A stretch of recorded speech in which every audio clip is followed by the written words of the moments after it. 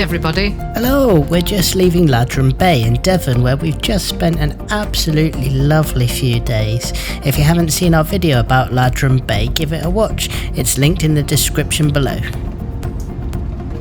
We're just on our way up the M5 to Uphill Marina and Touring Park, which is based just outside of Weston-Super-Mare. I was really looking forward to visiting here after hearing so much about it, especially when Paul Merton and his wife went here on one of their motorhome adventure programs. However, things deteriorated quickly upon arrival, and it did not turn out to be as expected. Yes, the site looked so lovely on the TV and on their website with all the pictures facing into the marine lake, but unfortunately the reality let us down. The place we're driving through now is one of the poorest parts of Weston-Super-Mare. I used to work in the local doctor's surgery, and the people here face more than their fair share of struggles. And then past Western General Hospital, there on the right. But then very quickly you find yourself in the very affluent feeling area of Uphill. The contrast between the haves and the have-nots feels quite upsetting in a country which is meant to be one of the most civilized in the world. Then you see the marina up there on the top of the hill, looking like some kind of strange, ominous fortress. The cafe there looks nice though. The marina and the campsite are surrounded by cliffs which used to be part of a quarry, and that ruined building there is the remains of a kiln where lime from the quarry was produced. The entrance gate to the campsite is equally imposing, not a particularly welcoming sight to see. We were sent a code to open this gate, so let's find out what's on the other side. Oh, it looks really nice. We were greeted by a member of staff who was very nice, but here comes the first disappointment. Apparently our pitch was not actually on the marina, but in some overflow field at the back of the site. I was under the impression that all the pitches here are around the marine lake, which is why staying here isn't cheap but should be a bit of a special experience. Their website says this field might be used up to the end of August, and we're here in September. I would have thought we should have at least been told that we were not going to be around the lake when we booked, so that seemed to make the whole point of staying there a bit void, really. With regards to the pitch, it was just uneven and on a deep slope. The grass was long and not well maintained. The first thing I noticed once we pulled up on the pitch was the smell. We were parked on a pitch which backed onto a hedge. At the time, we weren't aware, but there was a public footpath behind it, and all I could smell was poo. Later, we discovered, having walked along this footpath, that people in the local area allowed their dogs to foul to the sides of this footpath, so that must be where the smell was coming from. It was most unpleasant. Despite the bad smell and the fact we had no view of the lake, the backdrop was very beautiful. So we settled in to make the most of the gorgeous sunset. Next morning we went for a little walk around the site. There are pitches all the way around the lake, not all of which have electric hookups, so when I opted for one without, I didn't think it was going to be in a nearby field instead. The facilities were incredibly poor. Although we paid a high price for this pitch, the toilet block was literally one of those old porter cabins, and in the ladies, one of the toilets itself had started to sink into the floor. There are signs up saying that they plan to build better facilities, so they know they are currently not of a great standard, but still it's not reflected in the price. To be honest, they should never have been allowed to get to that stage in the first place. Still, the pitches around the lake are very nice if you're lucky enough to get one, or if you're prepared to pay £35+ per night, but to us that seems a bit too much. After breakfast, we decided to go for a walk in the nature reserve behind the marina. You can probably hear that plane going over from Bristol Airport. The first thing I noticed, especially as being severely sight impaired, blind in other words, was the noise level, and these are quite frequent throughout the day. Yeah, it does disturb the peace a bit. Anyhow, the start of the footpath is right outside the site. Unfortunately, the smell of dog poo is really strong here, but we soldiered on, determined to try and have a good time. We walked up to the hill behind the marina. So we've got the campsite down there. It's Very popular with drone flying. There's always drones flying over. I don't know if you can see that.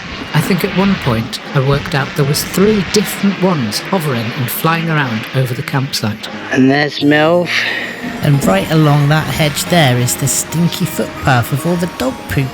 It's quite a view though across the Bristol Channel and Somerset levels.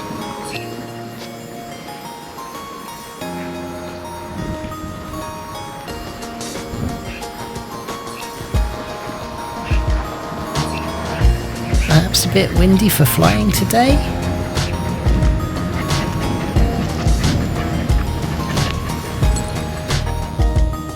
From the top of the hill you can see all across Weston-Super-Mare, and there's a very funky lookout tower which you can actually go inside and up to the top. The tower is what's left of an 18th century windmill. Is it Zoe friendly? Possibly. It is Zoe friendly. You can climb up with a spiral staircase with a handrail to your left.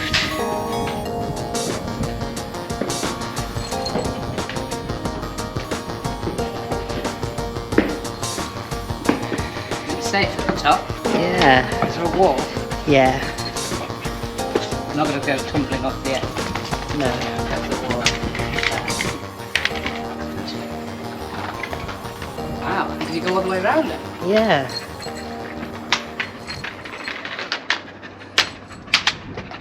Pickle's trying to see.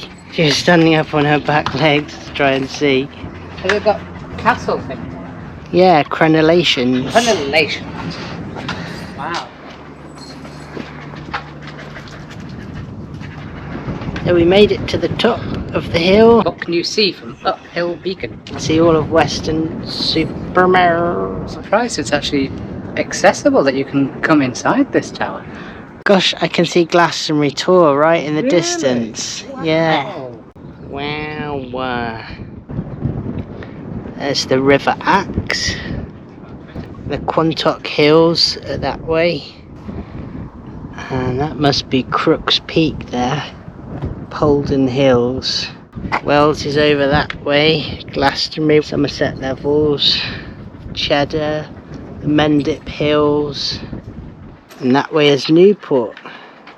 St Nicholas Old Church is a Norman building dedicated to patron saint of sailors and merchants. It was consecrated in 1129. God, that's old. It's been without a roof since 1860. Oh well, you have to take an umbrella when you go to church. What can you see? She was desperate to see. She was trying to stand up on her little back legs to look over the wall. What a stuff. There's the brazier. This beacon was added in the year 2000. It's been lit every New Year's Eve since, and on national occasions too. That's quite a view.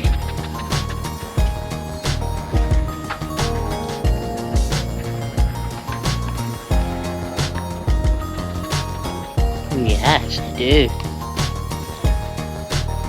Come on! Yay, come on, Pickle. You did it. We're now going back down the hill from being up at the beacon. It's well worth a visit. Yeah, the tower is really good.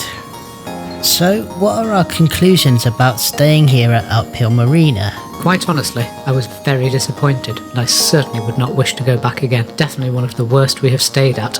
Yeah, and it wasn't just the bad smell and the noise, it was the atmosphere. I don't know if it was just us, but it really felt exclusive in the sense that we were inside some kind of closed off compound to keep the riffraff out, and we felt like we were the riffraff who weren't all that welcome.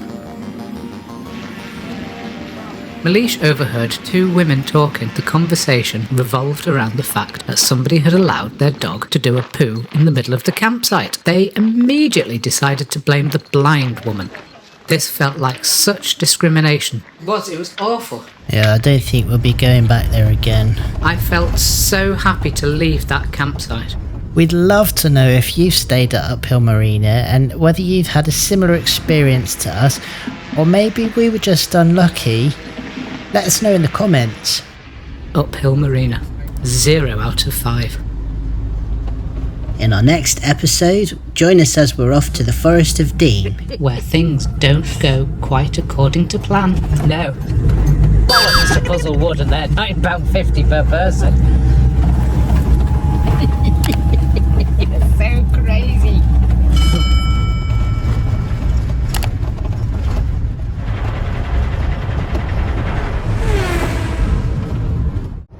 Poop poop.